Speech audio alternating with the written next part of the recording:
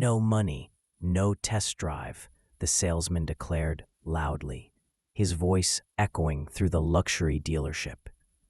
Everyone turned to stare as Amelia stood there, embarrassed in her simple clothes. The whispers started immediately, the judgmental glances, the dismissive smirks. But what these salespeople didn't know, the woman they were humiliating was married to the man who had just bought their entire dealership chain, and he was about to walk through those doors. Hey everyone, welcome back to the channel. Today's story is about something we've all experienced, being judged based on appearances. But this story has the most satisfying twist you'll see all week. If you've ever been underestimated, overlooked, or treated poorly because of how you look or what you wear, you're going to love watching karma unfold in real time. Let's dive in. The morning light filtered through the curtains as Amelia Richardson carefully packed her overnight bag. Nothing fancy, just a cream blouse and a light pink cardigan. Comfortable and simple, exactly how she liked it. "You sure you don't want to wait until tomorrow? We could drive up together," called Daniel, her husband, from the bathroom. Amelia smiled as she zipped her bag. "And miss my spa day with Jennifer? No chance. Besides, I want to check out the new acquisition before you arrive." Daniel appeared in the doorway, towel around his waist, silver streaks in his dark hair catching the light. At 45, he carried himself with the quiet confidence of a man who had built something substantial from nothing. "Just remember, nobody knows you there. I haven't even met the staff myself yet." "That's the point," Amelia replied, kissing his cheek. "Your corporate inspection team arrives tomorrow. But today, I'll see how they treat a regular customer. The real experience." Daniel shook his head, but his eyes crinkled with admiration. "Mystery shopping my own dealership, huh? Smart as always. 15 years in customer service before I met you," she reminded him. "You taught me everything about how businesses really work. And being underestimated is my superpower." 3 hours later, Amelia parked several blocks from North Lake Luxury Auto, the prestigious dealership her husband had just acquired. The previous owner had built an impressive reputation for high-end vehicles, but customer complaints had skyrocketed in recent years. She smoothed down her simple white blouse and adjusted her cardigan. At 42, her face showed character, laugh lines around her eyes that Daniel called her happiness markers. The facade of North Lake gleamed with polished glass and chrome. Luxury vehicles displayed like crown jewels under perfect lighting. Taking a deep breath, she pushed through the revolving doors. The showroom bustled with activity. Salespeople in crisp suits circled the floor like sharks. The scent of leather and ambition thick in the air. Amelia approached a sleek black sedan, running her fingers lightly over its hood. Within seconds, a salesman named Gregory approached, his gaze quickly taking in her simple outfit. "Good morning," he said, with a smile that didn't quite reach his eyes. "Just browsing today?" "Actually," Amelia replied warmly, extending her hand, "I'm interested in this model. I'm Amelia." Gregory gave her hand a perfunctory shake, his tone suggesting she might be better suited elsewhere. "This is our Balaza GT, quite an exclusive vehicle. I'd like to know more about its features and possibly arrange a test drive," Amelia said, deliberately ignoring his implied dismissal. Gregory's smile tightened. "Of course, though I should mention the Balaza starts at $115,000. Perhaps I could show you something more practical." Soon, she was being escorted to the sales manager's office. Kenneth Peterson looked past Gregory directly at Amelia, his assessment even quicker than Gregory's had been. "Ms. Amelia is interested in the Balaza GT," Gregory explained, emphasizing her lack of surname. I explained our protocols regarding test drives. What followed was a masterclass in polite humiliation. Kenneth explained with condescending patience that test driving our premium vehicles requires certain financial prerequisites, and that they can't simply allow anyone to take a $115,000 vehicle out for a spin. "Anyone?" Amelia repeated, her eyebrow raising slightly. "Even with available funds," Kenneth continued, "we have a responsibility to ensure our vehicles are matched with appropriate buyers."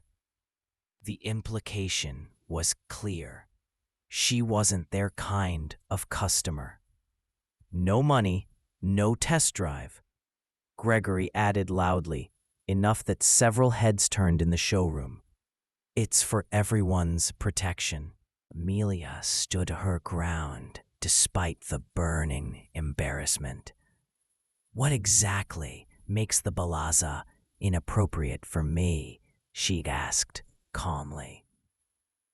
"Our experience shows that customers who arrive unaccompanied and without appointment typically aren't prepared for vehicles in this class," Gregory explained, as if speaking to a child.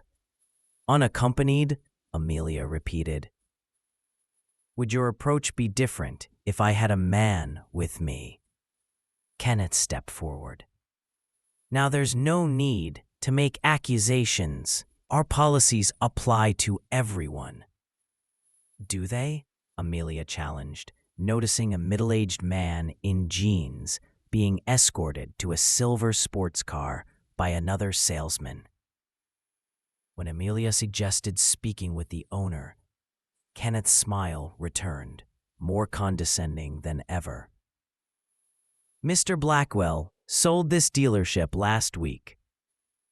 The new ownership group is based out of state. I doubt they're concerned with individual test drive requests." 40 minutes later, the main doors swung open. Daniel Richardson walked in, commanding attention in his tailored charcoal suit. Within seconds, Gregory hurried over. "Good afternoon, sir.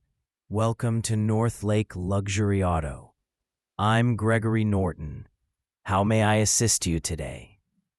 "I'm interested in your premium line," Daniel said, "particularly the Balaza GT." Gregory practically beamed.